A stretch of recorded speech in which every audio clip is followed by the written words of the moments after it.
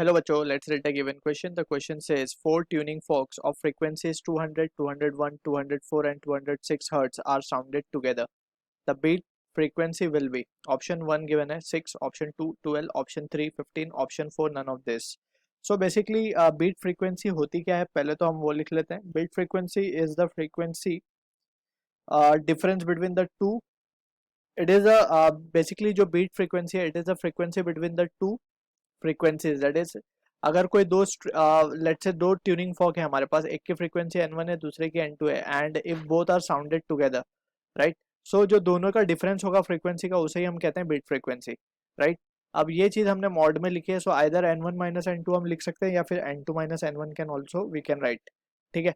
अब using this result we have to just analyse the question and we can answer it, right. So यहाँ पे हमें चार tuning fork given है basically. So चार tuning fork में से हमें कॉम्बिनेशन देखना पड़ेगा, क्योंकि हमेशा फ्रीक्वेंसी का दो का ही डिफरेंस आएगा. ठीक है ना. सो पॉसिबल कॉम्बिनेशन कौन से हो सकते हैं. एक तो हो सकता है 200 का 201 के साथ. ठीक है ना. इस केस में ये कितनी बीट फ्रीक्वेंसी देगा हमें, एक, राइट. 200 का हो सकता है 204 के साथ. इस केस में कितनी फ्रीक्वेंसी देगा हमें, चार. 200 का हो सकता है 206 के साथ. In this case how much frequency, beat frequency we can hear is 6. ठीक है ना. अब also we can have different pairs. That is अगर हम बात करें 201 एंड 204 की, अगर हम फ्रीक्वेंसी की बात करें, सो यहाँ पे कितने मिल सकते हैं हमें, तीन. तीन बीट सुनाई दे सकती है. 201 को 206 के साथ करें, सो हमें कितनी फ्रीक्वेंसी सुनाई दे सकती है, पाँच. क्लियर है. सिमिलरली 204 को अगर हम 201 के साथ करें, so it is already been done. So 200 और 204 ये भी हो चुका है. सो 204 को 206 के साथ अगर हम देखें, सो यहाँ पे जो फ्रीक्वेंसी हमें सुनाई दे सकती है that is 2. So this are the possible combination. इसके अलावा कोई कॉम्बिनेशन यहाँ पे पॉसिबल नहीं है, राइट. सो यहाँ पे हम देख सकते हैं कि इसने with in a time interval इसने एक बीट पर सुना. इन दोनों की वजह से एक बीट सुनाई दी, इन दोनों की वजह से चार सुनाई दी. सो ये पर्टिकुलर टाइम पे अपने आप को रिपीट कर रहे होंगे, right. So let's suppose we are supposing that कि जीरो से टी टाइम का इंटरवल है, राइट. अब जीरो से टी टाइम के इंटरवल के अंदर इसने एक ही बार बीट फ्रीक्वेंसी इसकी सुनाई दी, right. So we can say इसने सिर्फ यहाँ पे सुनाई, at this time only it has, मतलब ये टाइम पे एक बीट फ्रीक्वेंसी सुनाई दी है. क्लियर है. अब यहाँ पे चार आई हैं, सो चार को हमें डिवाइड करना होगा. सो यहाँ पे वी कैन से पहली जो बीट फ्रीक्वेंसी आई होगी वो T/4 पे आई होगी, दूसरी आई होगी T/2 पे, तीसरी हमें सुनाई दी होगी 3T/4 पे, एंड चौथी सुनाई दी होगी T पे. क्लियर है. अब सिमिलरली यहाँ की अगर हम बात करें, यहाँ पे छः फ्रीक्वेंसी सुनाई दी है. सो छः का मतलब ये है कि वी कैन से सबसे पहली आई होगी T/6 पे, दूसरी आई होगी 2T/6 पे. क्लियर. फिर तीसरी सुनाई दी होगी, we can say it has to be 3T/6, और फिर 4T/6, 5T/6 and finally T पे. यानी कि छः फ्रीक्वेंसी हमें सुनाई दी होंगी. ठीक है ना. ड्यूरिंग दिस इंटरवल, ये एक इंटरवल में T/6 से 2T/6 के इंटरवल में एक, फिर इस तरीके से 6 बार ये सुनाई दी बीट फ्रीक्वेंसी, राइट. अब हम बात करते हैं, यहाँ पे तीन सुनाई दी है. सो तीन का मतलब है एक T/3 पे आई होगी, एक 2T/3 पे आई होगी, और एक T पे आई होगी. क्लियर है. ऑल्सो अगर हम बात करें, यहाँ पे पांच सुनाई दी है, सो T/5, 2T/5, 3T/5, 4T/5 and finally T. And यहाँ पे दो ही सुनाई दी है, दैट मीन्स एक तो T/2 पे सुनाई दी होगी. क्लियर. और एक सुनाई दी होगी डायरेक्टली T पे. तो यहाँ पे हम देख सकते हैं कि जो वेरियस कॉम्बिनेशंस पॉसिबल हैं during times, we can make the pair of it. ठीक. सो यहाँ पे अगर हम देखते हैं तो टी की वजह से टी इंटरवल पे कितनी बार फ्रीक्वेंसी, लेट्स से जो टी है, टी टाइम पे हम मान लेते हैं कि हमें एक बीट सुनाई दे रही है, राइट. क्योंकि टी जितने भी है सारे कॉमन है, तो कितनी बार कॉमन आ रहे हैं वो, that is coming out to be once. So basically अगर हम ध्यान से देखें सो टी टाइम पे कितने बीट्स परफॉर्म हो रहे हैं, 1 2 3 4 5 6।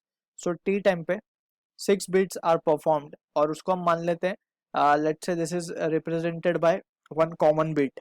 ठीक है, ऐसे ही अगर हम बात करें वेरियस कॉम्बिनेशंस हमें देखने होंगे यहाँ पे। So for that we can say अगर हम देखें टी के बाद T/4 को अगर हम चेक करें, सो T/4 कितनी जगह पे आ रहा है, एक यहाँ पे है, दूसरा अगर हम देखें सो दूसरा कहीं पे भी नहीं है, सो T/4 पे एक आ रहा है। We can write this value as to be T/4 time पे एक बीट सुनाई दे रहा है। ठीक, उसको हम मान लेते हैं एक। ठीक है, क्योंकि एक साथ ही सुनाई दिया होगा तो ये सबका मिला करके एक साथ सुनाई दिया तो हमने एक ही बीट फ्रीक्वेंसी हम उसको कंसिडर कर रहे हैं, राइट। सो T/4 के लिए एक ही है। T/2 की अगर हम बात करें, सो T/2 एक ये है, एक ये है, एक ये है, तो 3 बार T/2 आ रहा है। सो T/2 के लिए हम क्या लिखेंगे, इट इज 3 टाइम्स कमिंग, सो ये एक हो जाएगा इसका पैर। ठीक, और अब हम बात करते हैं T/4 T/2, ये हो गया 3T/4 की अगर हम बात करें, सो 3T/4 सिर्फ एक ही जगह पे दिख रहा है। सो 3T/4 के लिए भी हम लिख देंगे कि इट इज 1, राइट। तो इसके लिए तो 1 ही लिख रहे हैं हम। जो कॉमन है उसका हम पैरिंग करके लिख देते हैं पहले, और बाकी सबको तो एक एक बार हम ऐड ही कर लेंगे, राइट। सो वी कैन से जो अनकॉमन टर्म है पहले हम उसको देख लेते हैं। अनकॉमन टर्म को हम अलग कलर से सर्कल कर देते हैं, लेट से ब्लैक कलर से सर्कल करते हैं। जैसे T/4 कॉमन नहीं है, ठीक है, और 3T/4 भी कॉमन नहीं है। ठीक, और हम बात करें 5T/6 भी कॉमन नहीं है। ठीक, और 4T/5 की अगर हम बात करें, so it is also uncommon. 2T/3 अगर हम देखें, सो 2T/3 it is also not common, right. हाँ, 2T/3 कॉमन है, दैट इज 4T/6 का मतलब 2T/3 होगा, राइट। सो 3T/5 को अगर हम देखें, so yes it is also uncommon, और 2T/5 को देखें तो ये भी अनकॉमन है, और T/5 भी अनकॉमन है, राइट। सो फ्रॉम दिस हमें कितने चीज हो गई, 1 2 3 4 5 6 7। T/2 कॉमन है। T/6 को अगर हम देखें, सो T/6 again is uncommon, right. T/6 is uncommon, ठीक है। और 2T/3 तो कॉमन है। T/3 अगर हम देखें, सो T/3 भी कॉमन है। तो इस तरीके से वी हैव 1 2 3 4 5 6 7 8। सो 8 अनकॉमन मिल रही हैं बीट्स, यानी कि 8 तो ऐसी मिलेंगी हमें, 8 बिट्स तो ऐसी मिल रही हैं, और बाकी जो कॉमन है यहाँ से हमने T/4 को हम यहाँ से निकाल देते हैं। ठीक है, यहाँ पे सिर्फ हम कॉमन वाली लिखेंगे, और 3T/4 को भी हम यहाँ से निकाल देते हैं। सो अब जो कॉमन वाली है हम उनको लिख देते हैं यहाँ पे। एक तो हो गया T/4 को, T/4 ये सब, T/2 को हमने लिख दिया, इट इज रिपीटेड 3 टाइम्स, तो ये आ गया। अब बात कर लेते हैं 2T/6। 2T/6 में T/3 दो बार आ रहा है, तो इसको एक फ्रीक्वेंसी हमने मान ली। क्लियर, वैसे ही तो इसको भी हम हटा देते हैं, ये हो गया हमारा T/3, T/3 भी हो गया। 4T/6 का मतलब है 2T/3, ये भी और ये भी एक बार आ रहा है, तो 2T/3 भी दो बार रिपीट हो रहा है, इसको भी हमने एक मान लिया।